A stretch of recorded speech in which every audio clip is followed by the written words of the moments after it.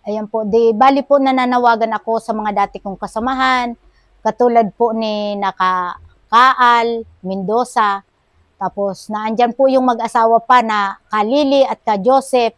Tapos yung iba pa pong mga kasamahan ko na kung pwede po ay magbalik loob na po kayo kasi yung mga sinasabi sa atin at pinaliliwanag dyan sa taas na tayo ay mapapahamak, hindi po. Kasi isa na nga po sa karanasan ko na wala man nangyari sa akin dito na karahasan. Bagkus po ay tinulungan po ako ng Philippine Army at ng ating pong gobyerno para makapagpanibagong buhay. At naandyan po tuloy-tuloy po yung aking mga apo, nakikita ko, at yung pong pamilya ko, kahit anong oras na puntahan ako ay pwede po.